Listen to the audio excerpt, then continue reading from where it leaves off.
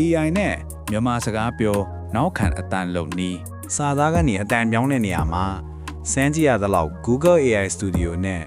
Clipchamp ကပဲမြန်မာစာပြပြတတ်တာထွက်တာကိုတွေ့ရတယ်ဒီနေ့ Google AI Studio အတွက်လုပ်ပြပေးမယ်ပထမဆုံး AI Studio လို့ browser တစ်ခုခုမှာရှာပြီးအပေါ်ဆုံးက Google AI Studio ထဲကိုဝင်ပါ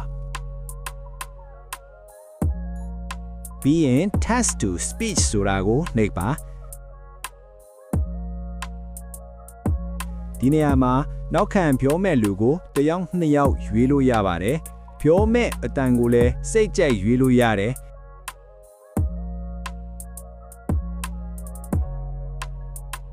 အဲ့ဒါတွေရွေးပြီးရင်ကိုပြောစီခြင်းတဲ့အတန်နဲ့အတန်သားပုံစံကိုရေးပေးရပါမယ်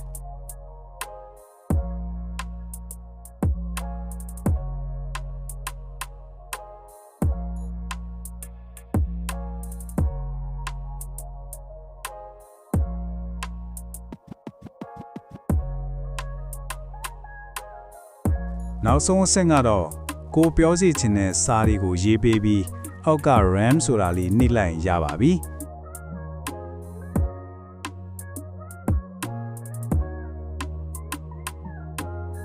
ခရစ်စမတ်ရောက်ဖို့သိမလို့တော့ဘူးနော် download လုပ်မယ်ဆိုရင်ဘေးကအဆက်30ကိုနှိပ် download ဆိုတာကိုနှိပ်ပြီး download ရပါတယ်